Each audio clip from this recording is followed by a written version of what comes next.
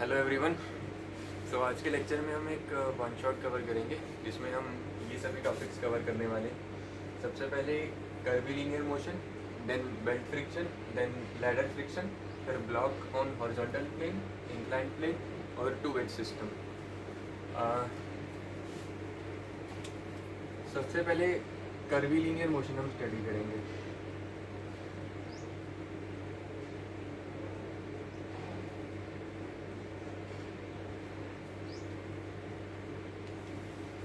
जब भी कोई पार्टिकल का मोशन किसी कर्व के अलोंग है तो उसके मोशन को हम कर्वीलिनियर मोशन बोलेंगे।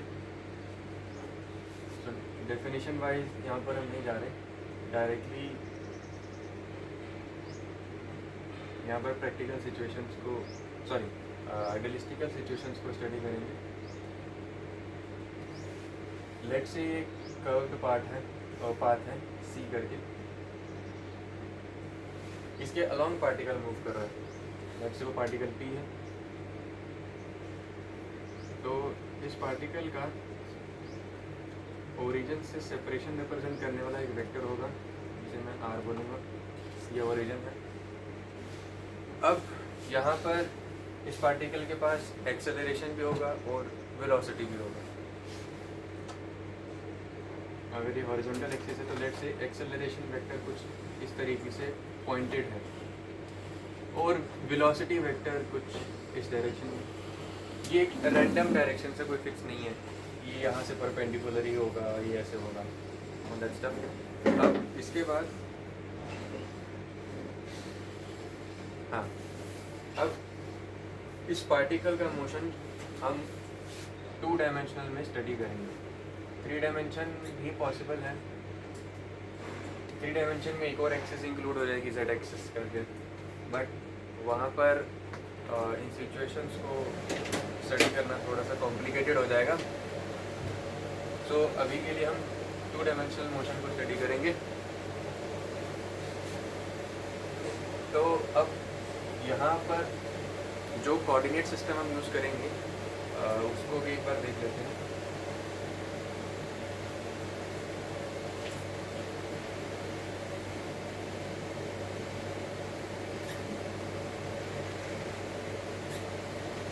तो पहला कोऑर्डिनेट सिस्टम होगा रेक्टेंगुलर या फिर कार्टेशियन सिस्टम।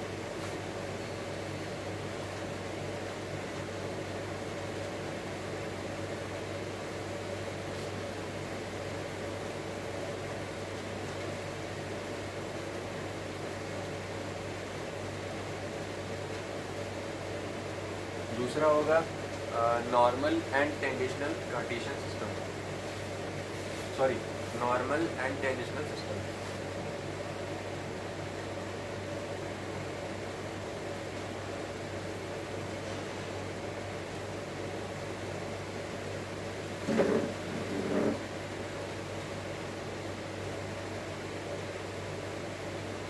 एंड तीसरा होगा पोलर और radial and transverse coordinate system.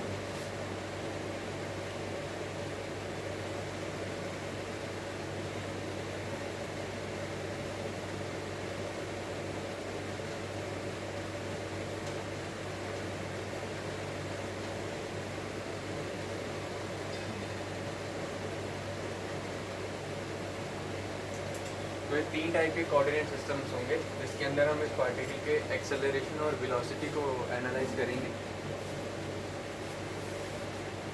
सो यहाँ पर सबसे पहले कार्टेशियन सिस्टम के थ्रू चलते हैं।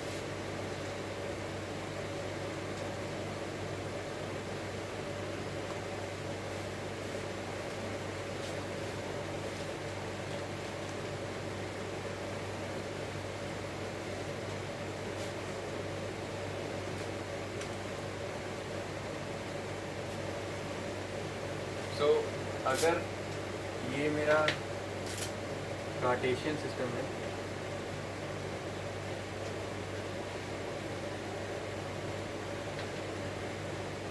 तो इस कार्टेशियन सिस्टम के अंदर इस पार्टिकल के पोजीशन वेक्टर को सबसे पहले देखते हैं। जो पोजीशन वेक्टर आर होगा वो बराबर हो जाएगा एक्स आई कैप प्लस वाई जे कैप के। ये इसका हॉरिजॉन्टल कंपोनेंट, ये इसका वर्टिकल कंपोनेंट होगा। ठीक है, पोजीशन वेक्टर तो ऐसे लिखेंगे। तो फिर यहाँ से वेलोसिटी वेक्टर क्या हो जाएगा? हम जानते हैं वेलोसिटी होता है dr/dt, तो हो जाएगा dx/dt i cap plus dy/dt j cap. तो यहाँ से वेलोसिटी हो जाएगी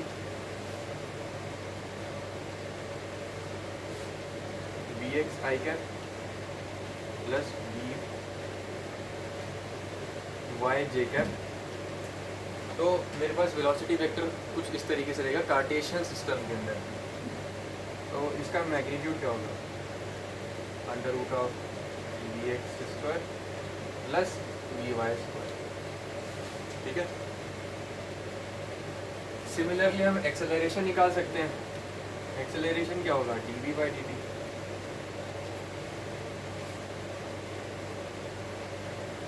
तो सॉल्व करने पर वो क्या बन जाएगा? ax i cap plus ay j cap. तो एक्सेलरेशन का मैग्नीट्यूड कार्टेशियन सिस्टम में क्या हो जाएगा? ax² plus ay²। अब वेक्टर्स आ गए तो एंगल भी निकाल लेंगे, क्योंकि वेक्टर के पास मैग्नीट्यूड और डायरेक्शन दोनों होता है। मैग्नीट्यूड तो आगे लेंगे, डायरेक्शन क्या होगा? इसका डायरेक्शन होगा थीटा v, जो कि tan इनवर्स हो जाएगा vy/vx, और ये हो जाएगा थीटा a, जो कि हो जाएगा tan इनवर्स ऑफ ay/ax। ठीक है, कुछ इस तरीके से पता लगेंगे एंगल्स। मान लो वेलोसिटी का वेक्टर इस डायरेक्शन में होता है, तो ये एंगल थीटा भी है, ये हो जाएगा vx, हो जाएगा vy। सिमिलरली एक्सेलरेशन भी देखिए,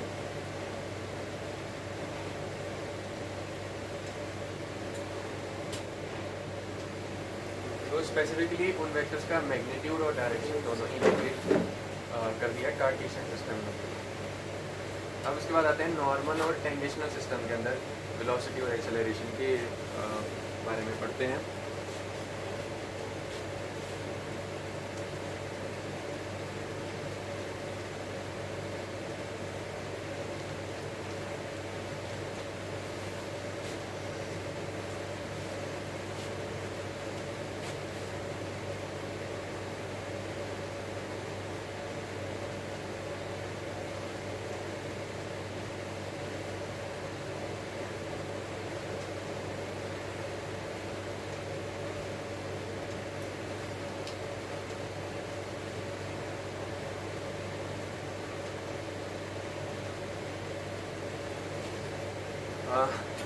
ठीक है, एक्स एक्सिस और वाई एक्सिस तो यहाँ प्लॉट कर दी।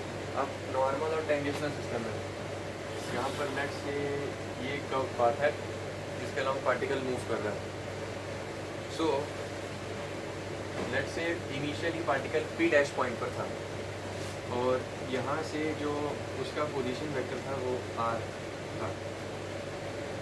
ठीक है, अब उसका टेंजेशनल डायरेक्शन में जो यूनिट वेक्टर था वो et था, और नॉर्मल डायरेक्शन में जो वेक्टर यूनिट वेक्टर है वो en है इनिशियल में। अब मान लेते हैं पार्टिकल p डैश पॉइंट तक पहुँच गए, तो वहाँ पर उसका tangential vector unit vector e dash t assume करते हैं, और normal vector en dash assume कर देते हैं।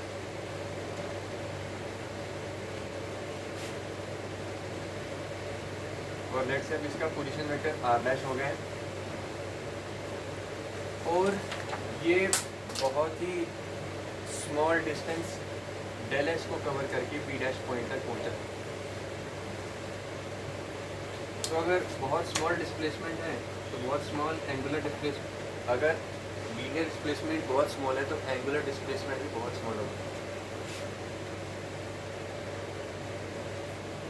लेट्स से डेल्टा थीटा इसका एंगुलर डिस्प्लेसमेंट हुआ पार्टिकल का।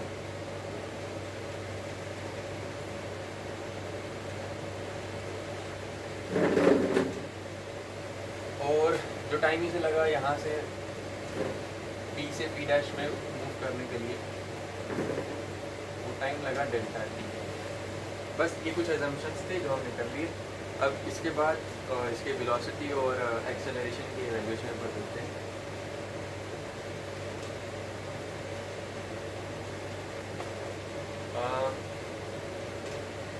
अब यहाँ पर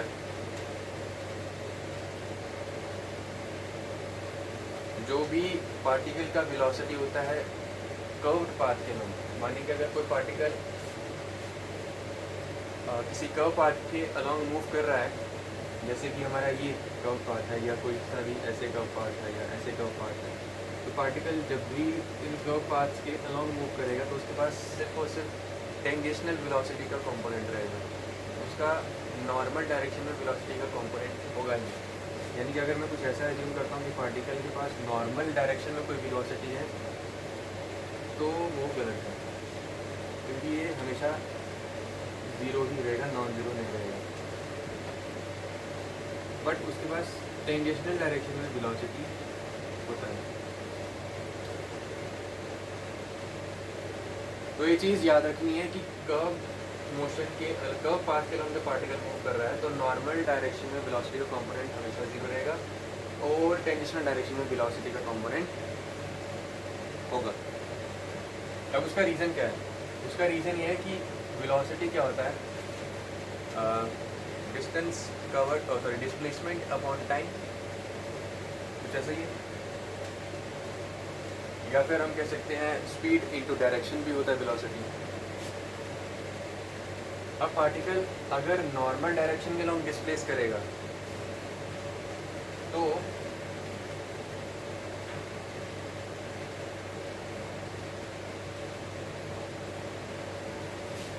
वो क्या करेगा, अगर पार्टिकल नॉर्मल डायरेक्शन के लॉन्ग मूव करेगा तो वो किसी एक सर्टन कर्व पाथ में रहेगा ही। मतलब कि जैसे अगर इस कर्व के लॉन्ग से मूव करना है तो इसी डायरेक्शन में वेलोसिटी का कंपोनेंट रहना चाहिए हमेशा टेंजेंशियल। अगर नॉर्मल के लॉन्ग आ गया तो पाथ डिविएट हो जाएगा। ये देखो, ये टेंजेंशियल, ये नॉर्मल, मैं बड़ा बनाता हूँ।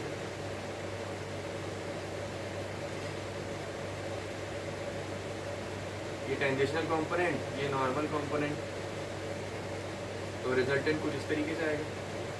तो पार्टिकल तो इसके पाथ के लॉन्ग चलेगा ही नहीं, फिर नए पाथ के लॉन्ग चलने लग जाएगा। और जब नए पाथ के लॉन्ग चलेगा, लेट्स से ये वो नया पाथ है, तो इसके लॉन्ग भी तो इसके पास सिर्फ यही वेलोसिटी होना चाहिए, वीपी सॉरी वीआर। तो इनडायरेक्टली इसके पास सिर्फ टेंजेंशियल कंपोनेंट ही होगा, क्योंकि यहाँ से अगर फिर से नॉर्मल आए फिर से पाथ चेंज हो जाएगा, ऐसा होता रहेगा। इसलिए पार्टिकल के पास नॉर्मल डायरेक्शन में कोई वेलोसिटी नहीं होती और टेंजेंशियल डायरेक्शन के लॉन्ग वेलोसिटी होता है, और उस वेलोसिटी का मैग्नीट्यूड स्पीड होता है। यानी कि magnitude of tangential velocity is equals to speed. अब यहाँ पर पार्टिकल का वेलोसिटी क्या होता है? पार्टिकल का वेलोसिटी होगा स्पीड इनटू डायरेक्शन। यही है, स्पीड इनटू डायरेक्शन ही तो वेलोसिटी होता है। अब यहाँ पर लेट से वो स्पीड v है और डायरेक्शन क्या होगा? फिर डायरेक्शन यूनिट वेक्टर के अलोंग होगी, तो et, ये et यूनिट वेक्टर है।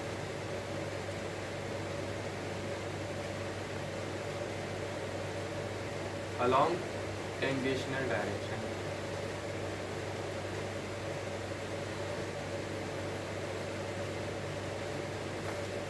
और ये स्पीड है। यहाँ पर उसको v डॉट मान लेते हैं, ये वेलोसिटी है।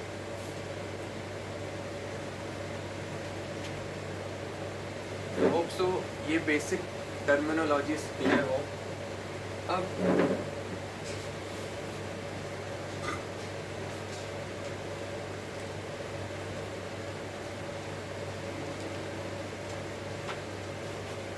अगर मेरे पार्टिकल की वेलोसिटी v0 बराबर है v et के, तो यहाँ से अगर मैं इस इक्वेशन को डिफरेंशिएट करूँ विद रिस्पेक्ट टू टाइम,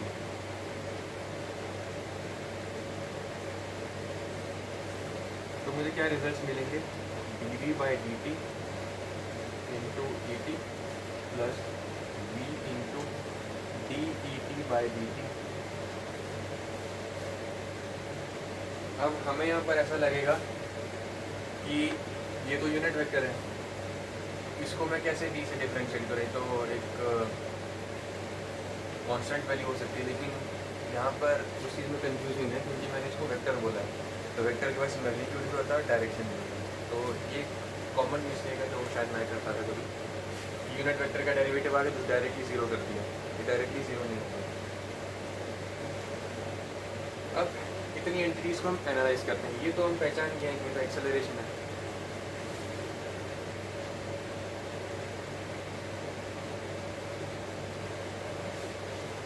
तो इसको तो डायरेक्टली मैं लिख सकता हूँ एक्सेलरेशन ऑफ पार्टिकल, या डायरेक्टली एक्सेलरेशन ऑफ पी लिखिए, समझा रखिए। ये क्या है, d v by d t,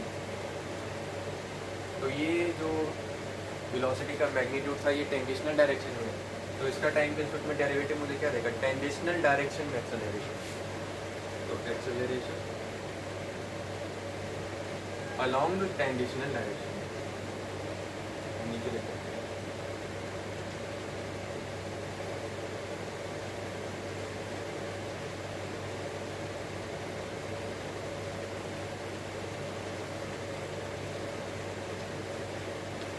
तो बेस फीलिंग्स, तो मैं इस इक्वेशन को थोड़ा सिंप्लीफाई करके लिखूँ, a p is equals to a t into e p plus v into d e t by d t. अब इसके बाद इस यूनिट वेक्टर को हम स्प्लिट करते हैं, कैसे करेंगे देखते हैं।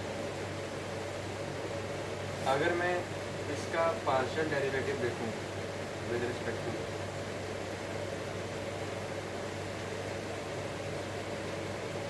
टाइम, तो वो क्या हो सकता है, देखो ये जो यूनिट वेक्टर है ना, ये फंक्शन किस किस का हो सकता है, इस डिस्प्लेसमेंट एस का, थीटा का और टाइम का, तो उसका पार्शियल डेरिवेटिव जब मैं टाइम के रिस्पेक्ट में करूँगा तो मैं ऐसे लिख सकता हूँ d e t by sorry del e t by del s into del s by del theta into del theta by डेवा t, लिख सकता हूँ ऐसे।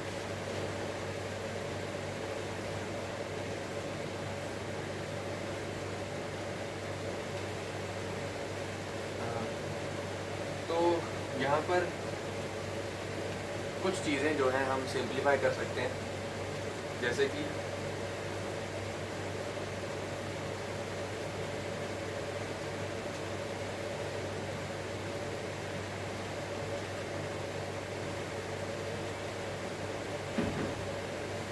यहाँ पर अगर मैं देखूँ D theta by D S को, sorry डेवा theta by del S,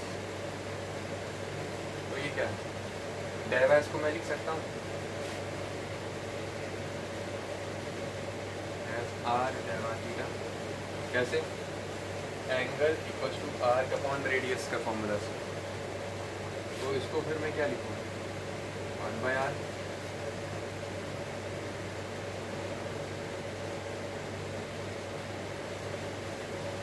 और डेवा एस बाई डेवा टी को मैं स्पीड लिख सकता हूँ, rate of change of displacement, velocity पता लेकिन ये डिस्टेंस का चेंज है। सो फाइनली अगर मैं इन सभी चीज़ को इस इक्वेशन में सब्स्टिट्यूट करता हूँ तो मुझे यहाँ से एक्सप्रेशन क्या मिलेगा,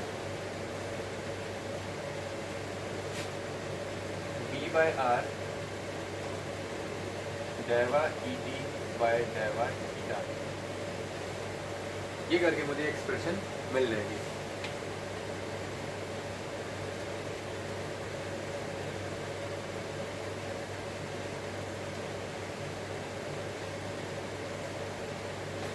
अब यहाँ पर ये इक्वेशन बच जाती है, डेवा e t by del theta. सो अब इसे कैसे रिजॉल्व करें? इसको रिजॉल्व करने के दो मेथड्स हैं टोटल। हम उसमें से एक ही मेथड थ्रू गो थ्रू करेंगे अभी, जो कि इजी टू अंडरस्टैंड है। इसलिए अगर मैं यहाँ पर एज्यूम करता हूँ, let's say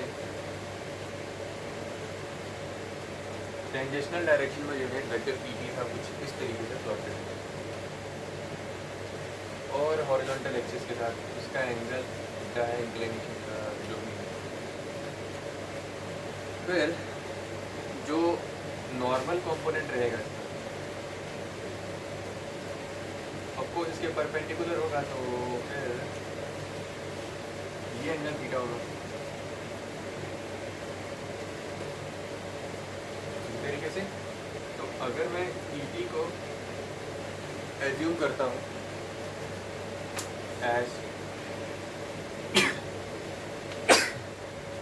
cos theta I cap plus sine theta J cap,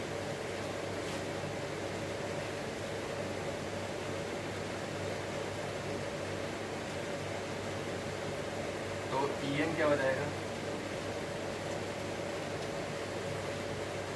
minus का साइन थीटा आई कैप प्लस कॉस थीटा जे कैप। तो यहाँ से अगर मैं पार्शियली डिफरेंशिएट करता हूँ टी को विद रिस्पेक्ट टू थीटा, तो वो माइनस का साइन थीटा आई कैप प्लस कॉस थीटा जे कैप होगा। इट मीन्स यहाँ से जो पार्शियल डेरिवेटिव है ई टी का,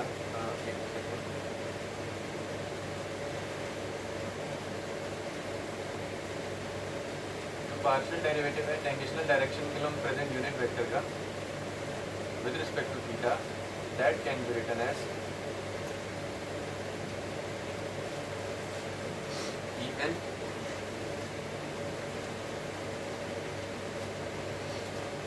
एंड सिमिलर मैनर्स में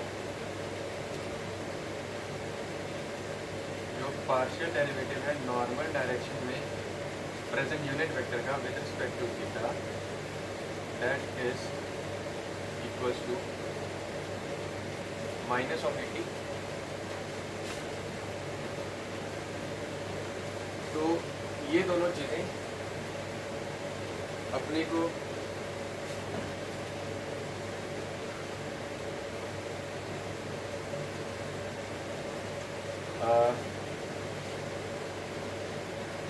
यूज़ करके इस इक्वेशन में सब्स्टिट्यूशन करना है।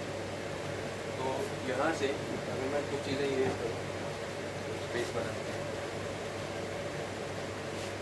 सो partial derivative of unit vector along tangential direction with respect to time can be written as v by r e n। इस सब्स्टिट्यूशन का यूज कर रहे हैं। अब v by r क्या है?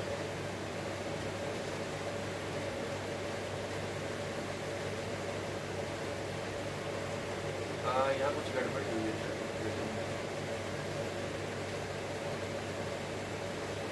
नहीं, ठीक है,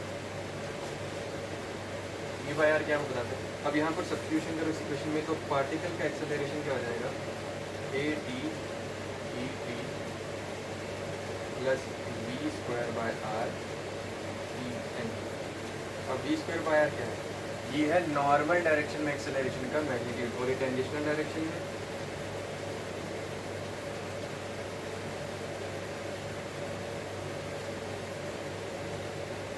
तो बस ये हमारी एक्सेलरेशन की इक्वेशन सॉल्व हो गई in normal tangential coordinate system. यहाँ से एक्सेलरेशन का मैग्नीट्यूड क्या हो जाएगा फिर, under root of a square plus n ये नॉर्मल टेंजेंशियल सिस्टम के अंदर एक्सेलरेशन का मैग्नीट्यूड है। वेलोसिटी का तो देखो बता ही दिया, वेलोसिटी यहाँ पर सिर्फ और सिर्फ टेंजेंशियल डायरेक्शन होगा जिसका मैग्नीट्यूड स्पीड होगा। तो मैं लिख देता हूँ velocity of particle will be equal to speed, या डायरेक्टली लिख देता हूँ वी टी, इस तरीके से। और वी टी यहाँ पर मैग्नीट्यूड होगा वेलोसिटी का टेंजेंशियल डायरेक्शन में, तो डायरेक्टली वी लिख देते हैं जैसे कि यहाँ लिखा था हमने। तो ये वी कर देते हैं इसको। तो कुछ इस तरीके से यहाँ पर normal tangential direction coordinate system के अंदर पार्टिकल का एक्सीलरेशन और वेलोसिटी रहेगा। और कार्टेशियन में हमने प्रीवियसली भी किया किस तरीके से सॉल्व करना है। अब इन कोऑर्डिनेट सिस्टम्स का फ़ायदा क्या है, अभी कुछ और चीज़ें ऐड करेंगे, पर पहले ये जान लो कि इनका फ़ायदा है। हमें कैसे पता लगेगा कि कौन से कोऑर्डिनेट सिस्टम के हिसाब से हमको सिचुएशन या क्वेश्चंस को या प्रॉब्लम्स को सॉल्व करना है। तो क्वेश्चन की लैंग्वेज को समझ के हमको ये अंदाज़ा लगाना है कि कौन से कोऑर्डिनेट सिस्टम के अकॉर्डिंगली अपने को प्रोसीड करना है। अगर तो वहाँ पर नॉर्मल एक्सेलरेशन के बारे में बता रखा है कुछ ना कुछ डाटा दिया, तो ज़ाहिर से समझना है कि normal tangential Cartesian coordinate system का यूज़ करना है। अगर तो उसके बारे में कोई इन्फॉर्मेशन नहीं दिया है, सिर्फ एक्सेलरेशन दे रखा है और कुछ इस तरीके से डाटा दिया कि हम उसके, जैसे मान लो एक्सेलरेशन तुम्हें वेलोसिटी में टाइम के फंक्शन के तौर पे दिया हो और कंपोनेंट्स वाइज दिया हो कि आई कैप के लॉन्ग कैसे वेरी कर रहा है टाइम के रिस्पेक्ट में, यहाँ पर लिख देता हूँ मैं।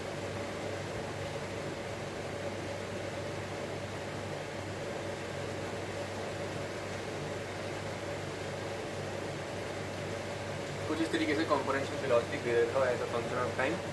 तो यहाँ से तुम्हारा जो एक्सेलरेशन निकलेगा ना, उसका भी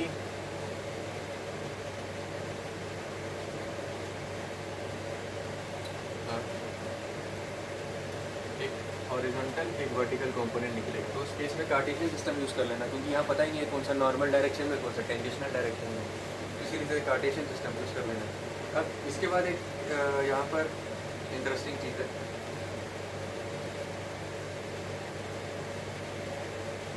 हाँ, radius of curvature.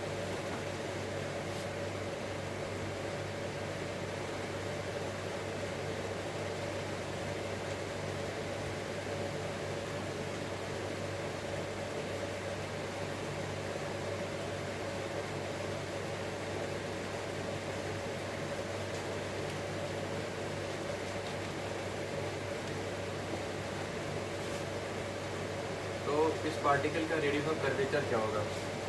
Normal tangential coordinate system जब यूज़ करेंगे तब रेडियस ऑफ कर्वेचर कुछ इस तरीके से निकल जाएगा। हो सकता है हमें कर्वेचर की इक्वेशन दे दी वाई और एक्स के टर्म्स, तो 1 plus d y by d x का स्क्वायर, इतना याद रखना है, whole raise to power 3/2 divided by d2y upon d x square. ये रहेगा एंटायर इक्वेशन, जैसे हम रेडियस ऑफ कर्वेचर निकाल पाएंगे यूजिंग इक्वेशन ऑफ कर्व। अब कई बार इक्वेशन ऑफ कर्व नहीं दिया होता, अपने को वेलोसिटी कंपोनेंट्स वगैरह या एक्सेलरेशन कंपोनेंट्स को पता रहते हैं और फिर बोलता है रेडियस ऑफ कर्वेचर निकालो। तो इसका दूसरा फॉर्मूला क्या है? V x square plus v y square का पावर 3/2, ठीक है, divided by v x a y minus v y a x, इतना ही रहेगा। और क्योंकि रेडियस ऑफ कर्वेचर सिर्फ मैग्नीट्यूड हो सकता है, सॉरी अगर रेडियस का सिर्फ मैग्नीट्यूड पूछा है तो अगर यहाँ पर नेगेटिव वैल्यू वाली तो मॉड का यूज़ कर सकते हैं, अदरवाइज तो ये शायद मैग्नीट्यूड ही है। तो ये सिर्फ रेडियस ऑफ कर्वेचर का मैग्नीट्यूड है, ये उसकी डायरेक्शन नहीं है। अगर वेक्टर पूछेगा तो डायरेक्शन पता रहना चाहिए, और जनरली इस केस में सिर्फ मैग्नीट्यूड पूछेगा।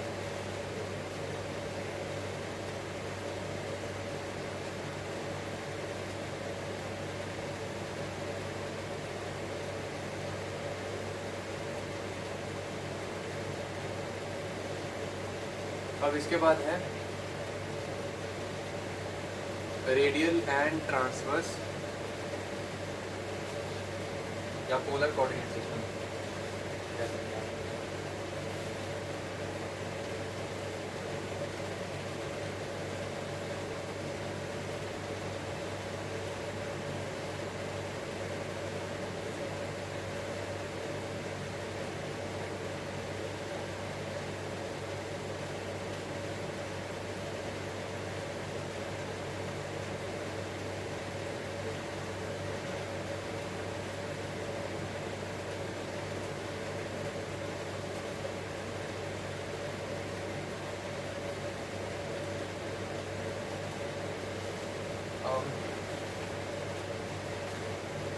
सॉरी गाइस, वो यहाँ पर मैं अपनी लैपटॉप स्क्रीन से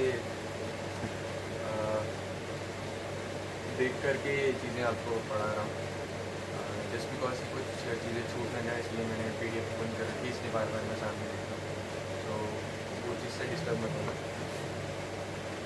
मैं कोशिश कर रहा हूँ कि सिंपल से सिंपल तरीके से समझा सकूँ। तो अब ये वाला थोड़ा सा डिफिकल्ट है समझना, तो थोड़ा फोकस के साथ देखना। फिर वो एट दी एंड ना अपने को कार्टेशियन और वो रेडियल वाला यूज़ हो, तो कार्टेशियन और नॉर्मल टेंजेंशनल कार्टेशियन सिस्टम भी यूज़ में आएगा, तो चाहो तो उसको स्किप कर सकते हो, पर मैं सजेस्ट करूँगा कि देख लो।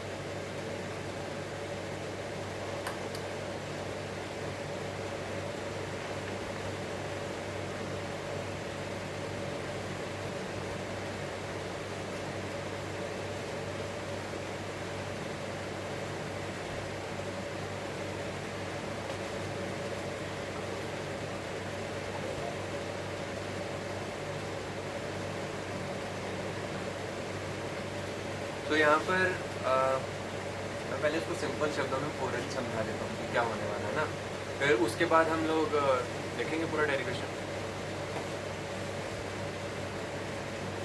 अब अभी तक का जो भी हुआ मैं इसका एक ओवरव्यू देता हूँ। कार्टेशियन सिस्टम में क्या स्पेशलिटी थी, नॉर्मल टेंजेंशनल में क्या स्पेशलिटी है, इसमें क्या स्पेशलिटी है। तीन ही चीज़ें डिफाइन करनी है, एक पोजीशन वेक्टर, दूसरा वेलोसिटी वेक्टर, तीसरा एक्सेलरेशन वेक्टर। कार्टेशियन में हमने पोजीशन, वेलोसिटी और एक्सेलरेशन वेक्टर को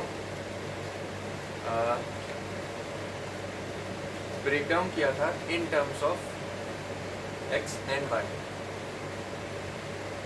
normal and tangential Cartesian system, normal and tangential coordinate system के अंदर हमने उन कंपोनेंट्स को ब्रेक डाउन किया था in terms of magnitude of velocity और यूनिट वेक्टर्स, जो कि नॉर्मल डायरेक्शन में थे और टेंजेंशनल डायरेक्शन में थे। अब इसमें हम क्या करेंगे,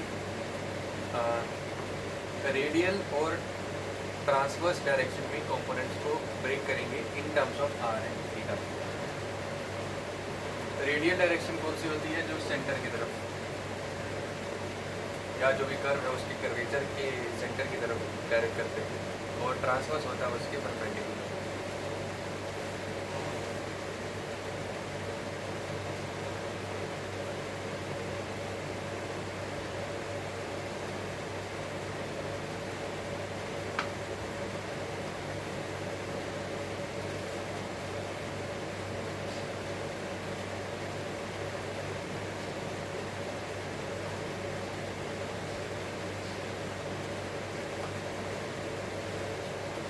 तो एक सेकेंड,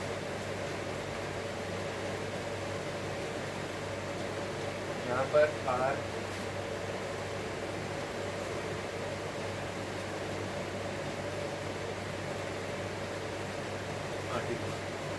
रेडियल डायरेक्शन में होगा और थीटा ट्रांसवर्स डायरेक्शन में।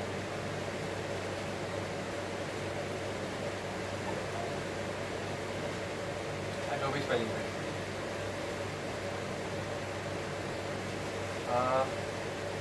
स्पेलिंग से ज़्यादा कौन सा मैटर करता है?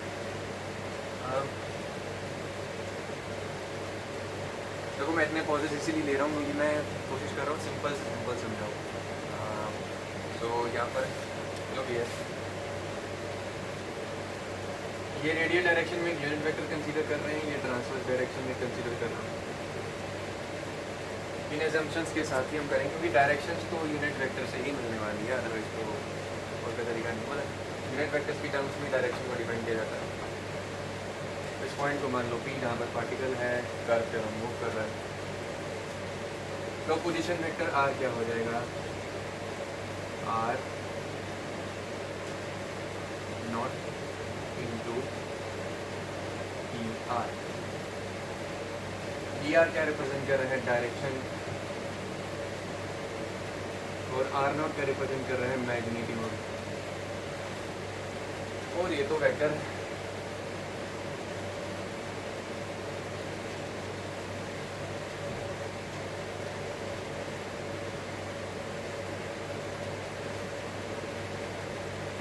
अब यहाँ पर कुछ टर्म्स को हम डिनोट कर देते हैं किसी और टर्म के रिस्पेक्ट में, जैसे कि कुछ डेरिवेटिव्स को हम डिनोट करेंगे किसी एक सिंबल से, तो हम यहाँ पर करते हैं डिनोट।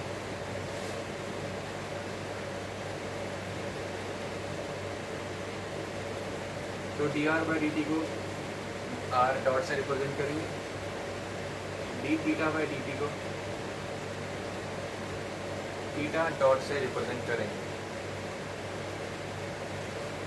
और d2r/dt स्क्वायर को r डबल डॉट से रिप्रेजेंट करेंगे,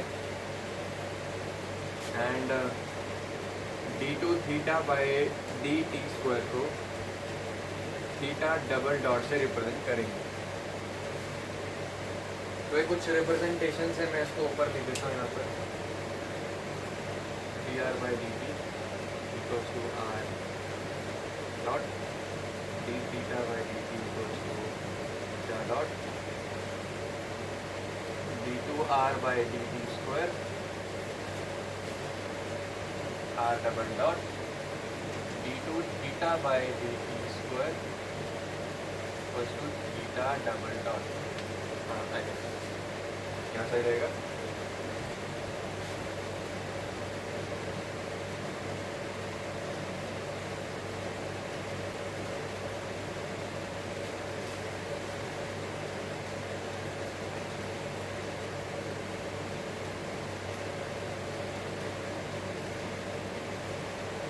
तो अब यहाँ पर वेलोसिटी का मैग्नीट्यूड निकालते हैं।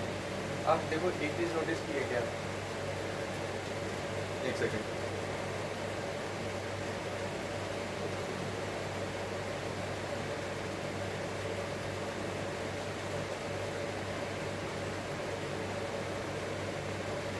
हाँ ठीक है, चलो छोड़ो। अब यहाँ पर वेलोसिटी क्या हो जाएगा? dr/dt। अब इस इक्वेशन को मैं डिफरेंशिएट करूँगा तो ये बन जाएगा इस वाली इक्वेशन को, यहाँ पर ये r not,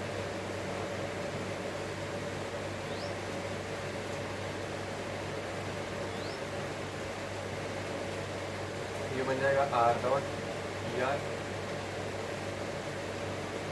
plus r not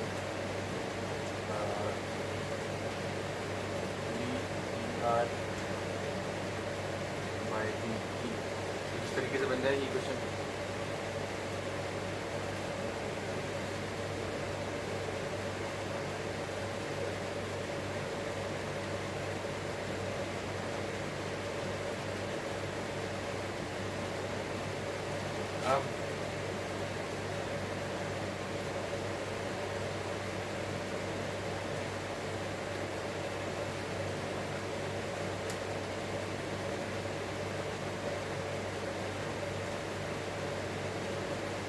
यहाँ पर DER/dt को कैसे रिजॉल्व करेंगे वो देखते हैं। अगेन ऐसे चार्ट सिस्टम कंसीडर करो, ये हॉरिजॉन्टल डायरेक्शन, ये वर्टिकल डायरेक्शन, यहाँ पर रहेगा ये रेडियल डायरेक्शन का वेक्टर ER, यहाँ से एंगल थीटा बनाएगा, उसके परपेंडिकुलर रहेगा ट्रांसवर्स डायरेक्शन वाला d थीटा, तो ये एंगल थीटा होगा।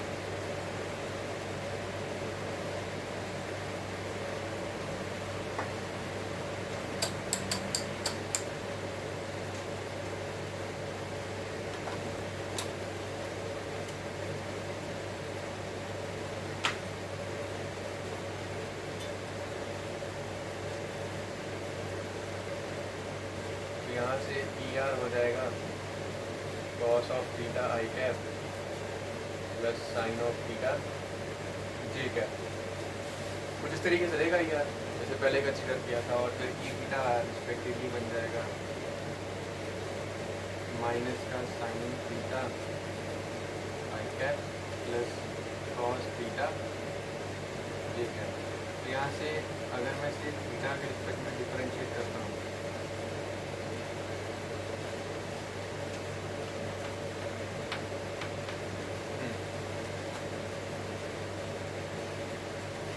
तो ये हमने पहले भी डिस्कस कर लिया था, तो थीटा के रिस्पेक्ट में डिफरेंशिएट करूँगा तो ये आ जाएगा बराबर E थीटा। बस अभी के लिए अपने को इसी की ज़रूरत है, तो हम बस इस डेरिवेटिव का यूज़ कर रहे हैं।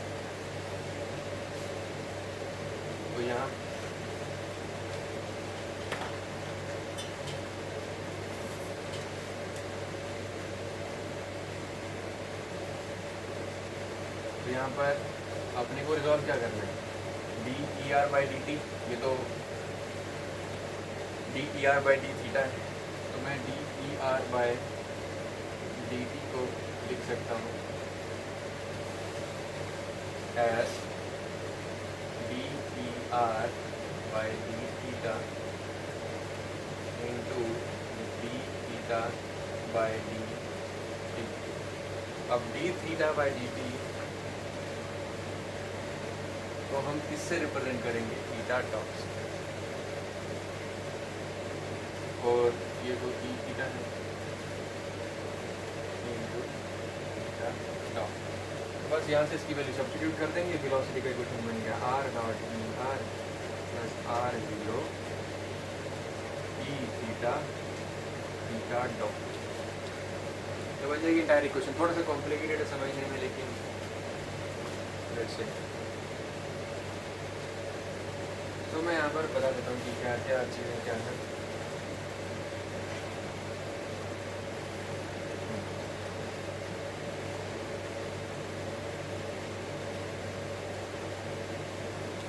देखो ये दोनों को डायरेक्शन रिप्रेजेंट कर रहे हैं,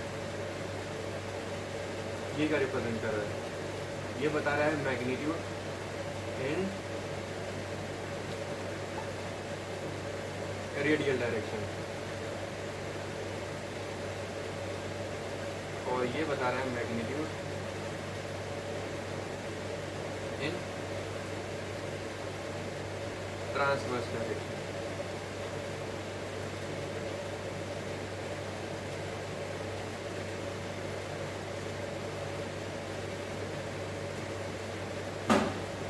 यहाँ पर कोइंसिडेंटली स्पेलिंग ठीक हो गई, DRA होता है जो भी। अब यहाँ पर वेलोसिटी का मैग्नीट्यूड फिर क्या हो जाएगा, पहले एक बार वेलोसिटी को थोड़ा अलग से लिख लेते हैं, ये हो जाएगा VRER plus V theta E theta. तो बस वेलोसिटी का तो वेक्टर फॉर्म में रिजॉल्व हो गए। मैग्नीट्यूड निकालना तो आसान है, VR का स्क्वायर प्लस V थीटा का स्क्वायर। तो देखो यहाँ पर हमने वेलोसिटी को क्या किया, R और थीटा के टर्म्स में डिफाइन कर दिया। तो यही था इसमें इस कोऑर्डिनेट सिस्टम का स्पेशलिटी।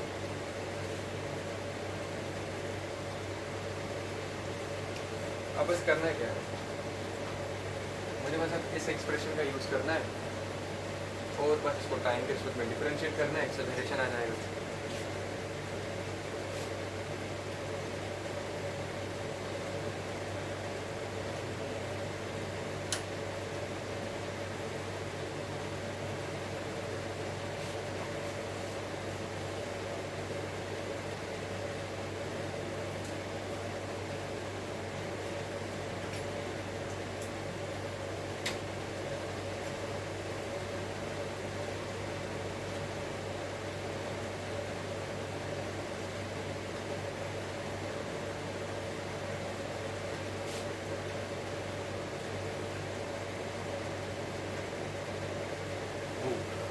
ये था हमारा इंटायर इक्वेशन। अब इसको टाइम के रिस्पेक्ट में डिफरेंशिएट करते हैं।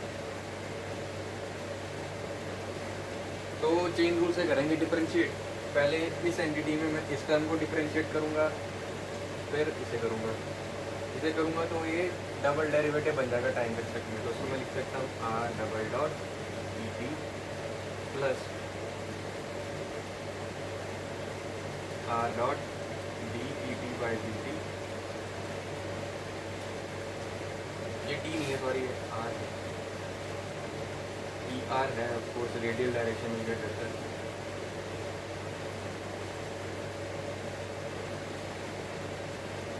प्लस यहाँ पर 3 टर्म्स हैं तो चेन रूल के अकॉर्डिंग करेंगे। तो पहले बन जाएगा are dot theta dot e theta, अगर आर वाली टर्म को टाइम से डिफरेंशिएट किया था, प्लस फिर थीटा वाली टर्म को किया तो ये वाला बन जाएगा। तो r theta double dot e theta plus अब ई थीटा वाली टर्म को करना है r theta dot d e theta by d.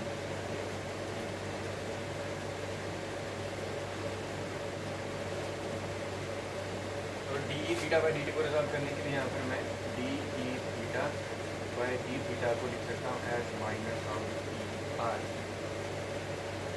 तो यहाँ से d e theta by d t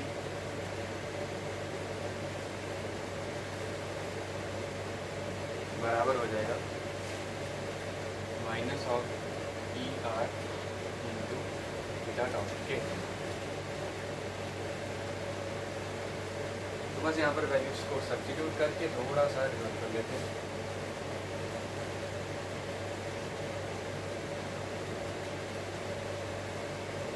तो r double dot e t plus r dot, इसकी जगह मैं क्या लिख सकता हूँ, ये चीज़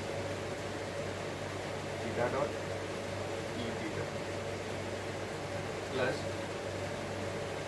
are dot theta dot e theta plus r theta double dot e theta minus of r theta dot का square e r. I hope मैंने सही सब्स्टिट्यूशन किया है। तो यहाँ से ई थीटा वाली टर्म्स और ई आर वाली टर्म्स को एक साथ रख लेते हैं। मैंने ई टी बोल दिया था पहले, ई आर है, फिर r double dot minus of r theta dot का square into e r plus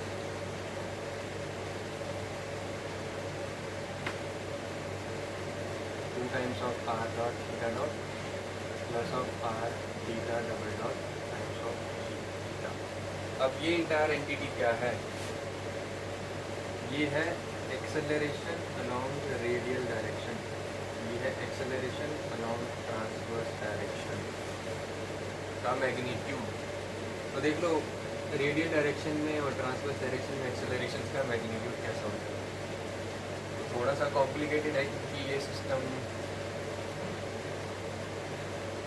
का यूज़ हो भी सकता है एग्जामिनेशन में, बट मोस्ट कॉमनली वही दो यूज़ होते हैं जो पहले पढ़े। तो मैंने ऐसा रिकमेंड किया था कि इसको चाहो तो स्किप कर सकते हो, बट पढ़ लो क्योंकि बाई चांस कुछ भी आ सकता है, हमको तो रेडी रहना है ना हर सिचुएशन के लिए। तो पार्टिकल का एक्सेलरेशन हो जाएगा a r plus a theta e theta, magnitude निकल जाएगा यहाँ से under root of a are.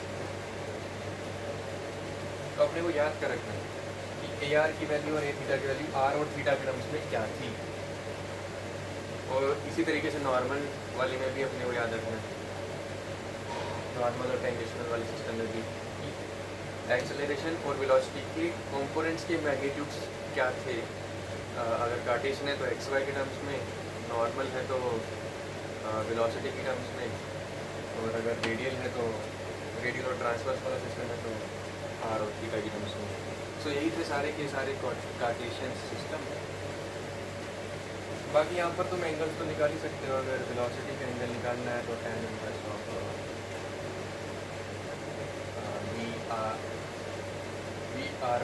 We theta by d R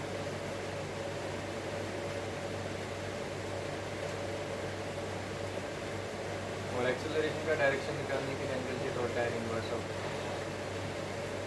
A theta by a r theta.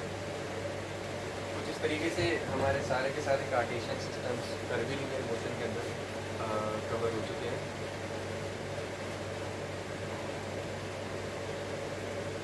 तो अब इसके बाद हम फ्रिक्शंस के कॉन्सेप्ट पे आ जाएंगे। देखो यहाँ पर मैं न्यूमेरिकल प्रैक्टिस नहीं करा रहा हूँ वन शॉट में, सिर्फ कॉन्सेप्ट कवर करा रहा हूँ। न्यूमेरिकल्स हम सेपरेट वीडियोस में करेंगे स्टेप बाय स्टेप अच्छे से क्लियर करके। बट अभी के लिए बस इस वीडियो में से इन सभी टॉपिक्स की नॉलेज होनी चाहिए। यहाँ पर क्या चीज़ें सिचुएशंस किस तरीके से हैंडल करनी, कैसे अप्रोच रहेगा सॉल्व करने का, तो वो सब चीज़ें हम यहाँ पर कवर करेंगे। हम यहाँ पर न्यूमेरिकल प्रैक्टिस नहीं करने वाले। न्यूमेरिकल के लिए अलग से वन शॉट बना दूँगा।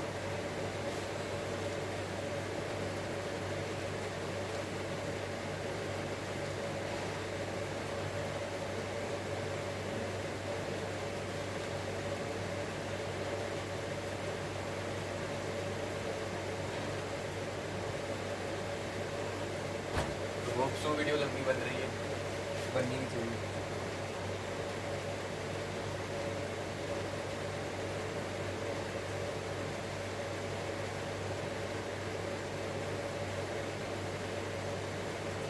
तो बेल्ट फ्रिक्शन कवर करेंगे अब। देखो यार, फ्रिक्शन एक नेसेसरी ईवल है, काफ़ी कॉमन स्टेटमेंट है।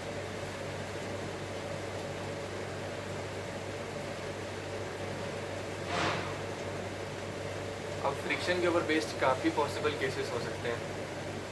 यहाँ पर हम 4 ही वेराइटीज़ को कवर करेंगे। मैं यहाँ पर इसका डेरिवेशन समझाऊंगा। क्वेश्चंस एग्जांपल के लिए मैं इस टॉपिक के क्वेश्चंस को करवाऊंगा। कर्वीलिनियर वाले में भी नहीं करवाया, बट इसमें करवाऊंगा।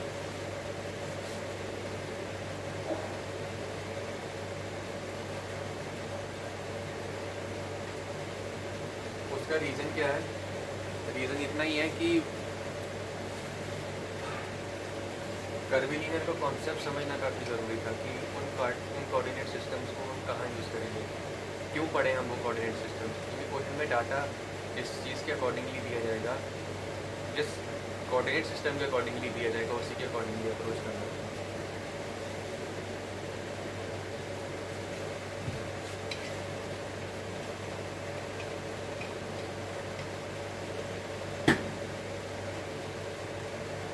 सो बेल्ट फ्रिक्शन मान लेते हैं एक सर्कुलर बेस है जिसके अलॉन्ग एक बेल्ट रख सकती है। एक साइड से उस पर एक टेंशन फोर्स T और दूसरी साइड से फोर्स T2 अप्लाई किया जा रहा है। मान लेते हैं T2 ग्रेटर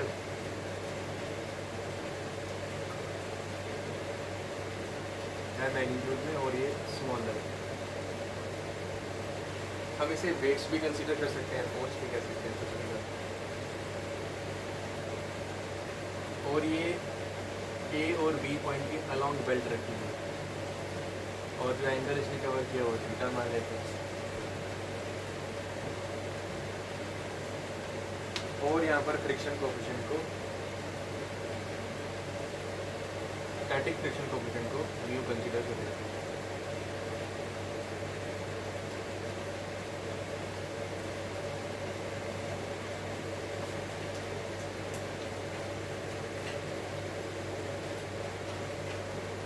अब यहाँ पर इस सिचुएशन में T1, T2, म्यू और थीटा के बीच में एक रिलेशन डिराइव करने की हम कोशिश करेंगे।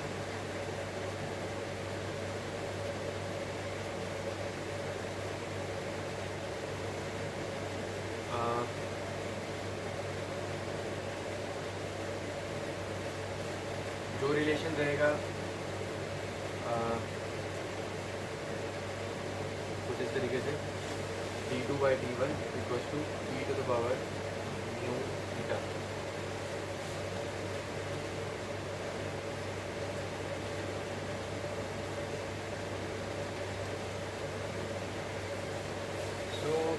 यहाँ पर इसे डिराइव करने के लिए हम एक छोटा सा एलिमेंटल पोर्शन या एलिमेंटल स्लाइस को एनालाइज करेंगे।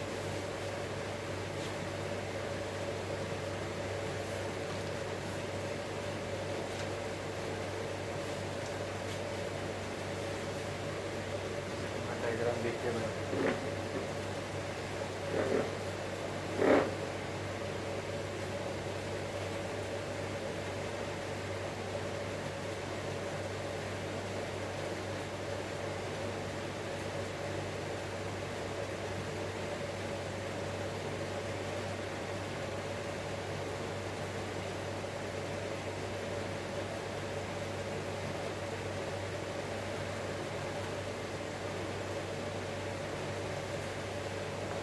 जो डार्क किया हुआ पोर्शन है वो सरफेस है और जो शेडेड है वो बेल्ट। अब यहाँ पर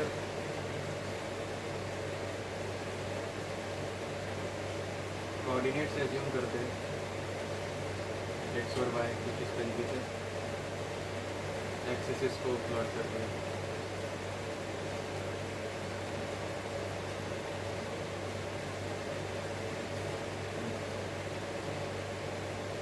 पर लेट्स से एक टेंशन फोर्स T और यहाँ पर क्योंकि थोड़ा सा हायर मैग्नीट्यूड का चाहिए तो P प्लस T अप्लाई हो रहा है।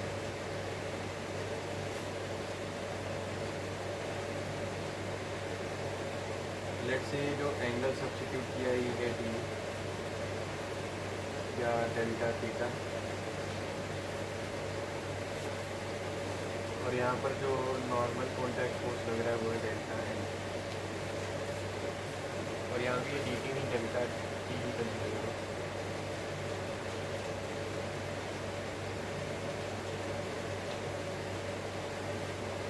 कुछ इस तरीके से रहेगा। अगर ये डेल्टा थीटा एंगल है तो ये अगर एंगुलर बाइसेक्टर है तो ये डेल्टा थीटा बाई 2 होगा तो ये एंगल डेल्टा थीटा बाई 2 हो जाएगा। ये एंगल भी डेल्टा थीटा बाई 2 होगा तो इस डायरेक्शन में कॉस कंपोनेंट्स आ जाएंगे T plus delta T cos of delta theta by 2। यहाँ पर रहेगा T cos of delta theta by 2। यहाँ पर रहेगा T sine of delta theta by 2 और यहाँ पर T plus delta t sine of delta theta by 2। तो कंपोनेंट्स तो ब्रेक हो गए इस तरीके से। अब यहाँ पर हम लोग ये कंसिडर करेंगे कि बेल्ट ऐसी सिचुएशन में है जहाँ पर वो जस्ट मूव करे यानी कि इक्विलिब्रियम में। तो अगर वो इक्विलिब्रियम में है तो हॉरिजॉन्टल डायरेक्शन में सभी फोर्सेस का रिजल्टेंट 0 और वर्टिकल डायरेक्शन में भी 0 होना चाहिए। इसका यूज़ करेंगे तो क्या आएगा, यहाँ पर फ्रिक्शनल फोर्स भी अप्लाई होगा। तो म्यू डेल्टा एन करके फोर्स लेते हैं। अब इसी डायरेक्शन में क्यों, क्योंकि यहाँ पर हायर मैग्नीट्यूड का फोर्स लग रहा है तो बेल्ट इस डायरेक्शन में मूव करना चाहिए तो उसके अपोजिट डायरेक्शन में फ्रिक्शन लगेगा हमेशा।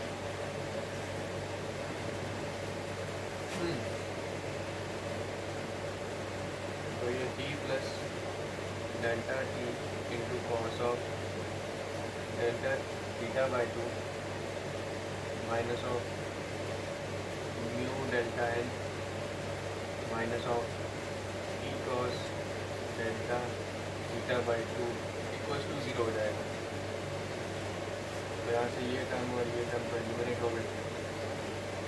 ये समेशन fx को 0 करने से तो delta theta sorry delta T cos of delta theta by 2 equals to mu delta N हो जाएगा। अब डेल्टा थीटा बहुत स्मॉल एंगल है तो कॉस ऑफ अल्फ़ा, अगर अल्फ़ा बहुत स्मॉल एंगल है तो वो अप्रॉक्सीमेटली वैल्यू 1 के बराबर होती है। यहाँ पर cos of delta theta by two is similar to यहाँ से डेल्टा टी बराबर रहेगा म्यू डेल्टा एन। तो ये तो एक इम्पॉर्टेंट इक्वेशन मिल गई। अब समीशन एफ बाई जीरो करके क्या मिलेगा?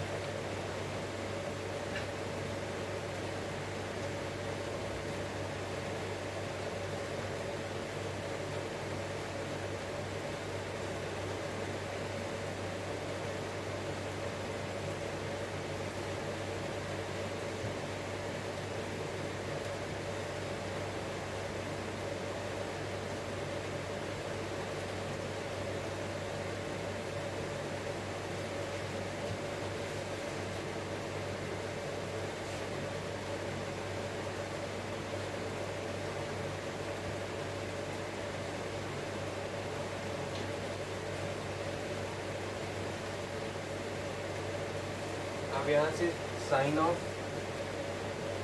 डेल्टा थीटा बाई टू बराबर हो जाएगा डेल्टा थीटा बाई टू, मतलब सिमिलर रहेगा बहुत स्मॉल एंगल के लिए।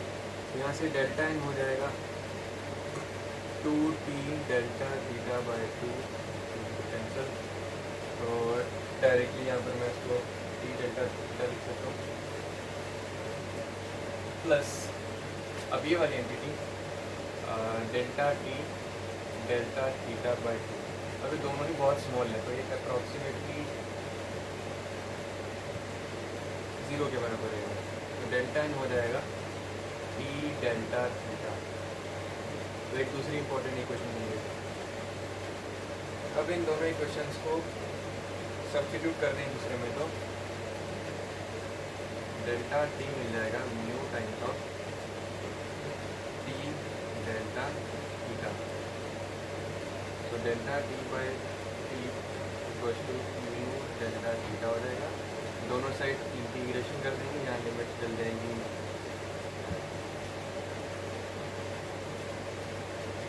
T1 से T2, यहाँ पर 0 से थीटा।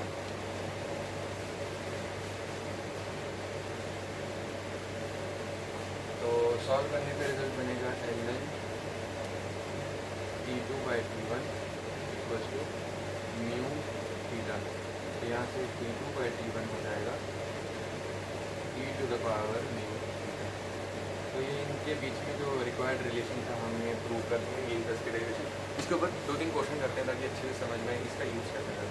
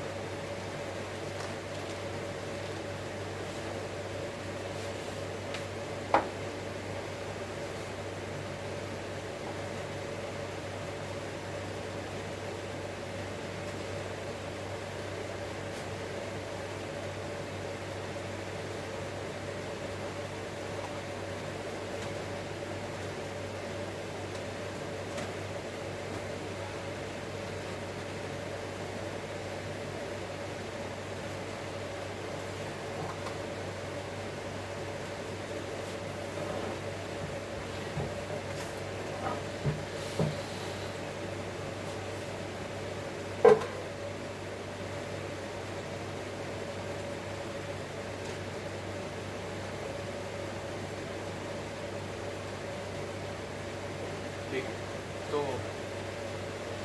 वो लैपटॉप बस यहाँ रखा।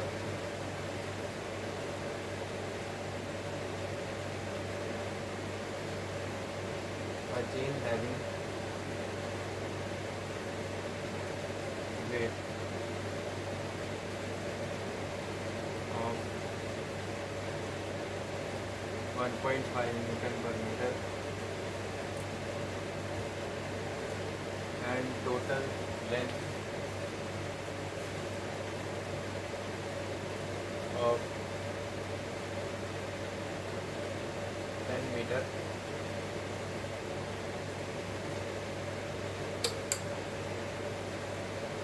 is suspended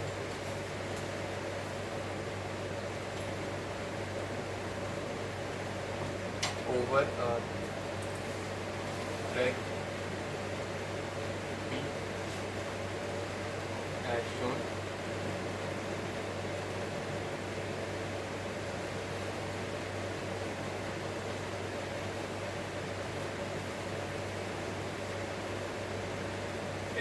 coefficient of static friction between peg and chord is 0.25. Determine the largest length h which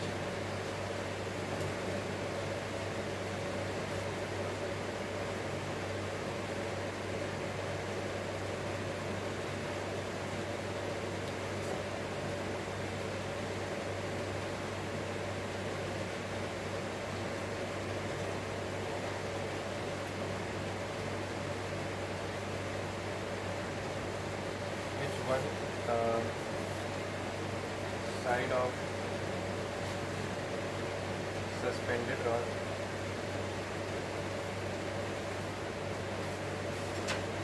cord can have without causing motion.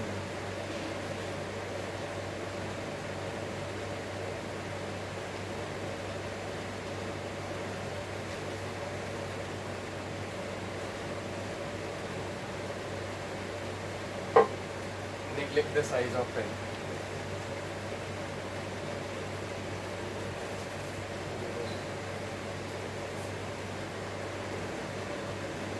So ये वो क्वेश्चन है और यहाँ पर इसका गिवन फिगर कुछ इस तरीके से होगा।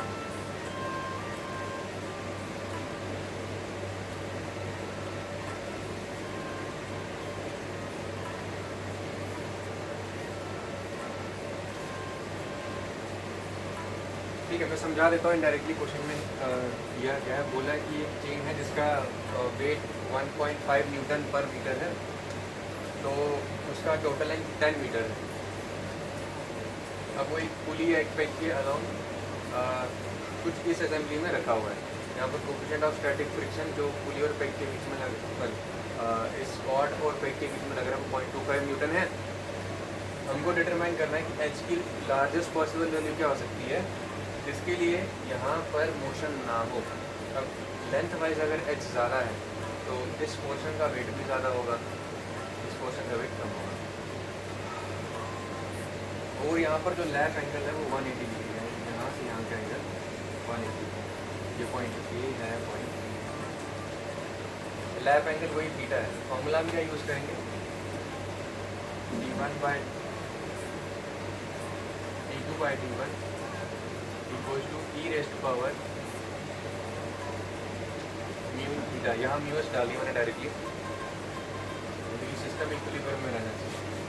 तो यहाँ सिस्टम को इक्विलिब्रियम में ही रहेगा। जब भी सिस्टम इक्विलिब्रियम में और इस तरह की सिचुएशंस है पुली और रोप वाली, डायरेक्टली इस फॉर्मूला का यूज़ करना है। उसके बाद यहाँ पर मैं एक ग्रेडियंट निकाल लेता हूँ वेट का, जैसे मुझे इस पोर्शन का लेंथ पता चल जाएगा और इस पोर्शन का वेट पता चल जाएगा। जो पोर्शन का वेट होगा वही होगा T2। T2 हो जाएगा 1.5 इंटू एच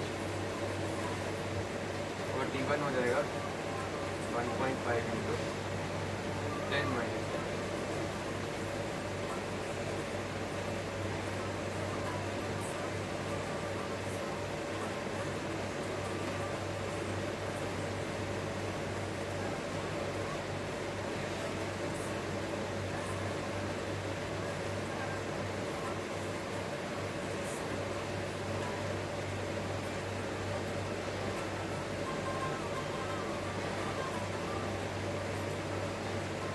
हाँ देखो, पर मीटर के लिए 1.5 है, तो एच लेंथ के लिए h/10 10h और इस लेंथ के लिए कितना रहेगा। टोटल लेंथ 10 मीटर है ना, तो ग्रेडियंट निकालेंगे। तो ग्रेडियंट की हेल्प से सॉल्व करेंगे। अब यहाँ पर थीटा है हमारा 180 डिग्री, तो फाइव रेडियंस में लेंगे यहाँ पर थीटा को। ठीक है, जैसे 180 डिग्री में 5 और मियर्स की वैल्यू है 0.25। बस वैल्यू सब्स्टिट्यूट करेंगे, हम सॉल्व कर देंगे, रिजल्ट आ जाएगा।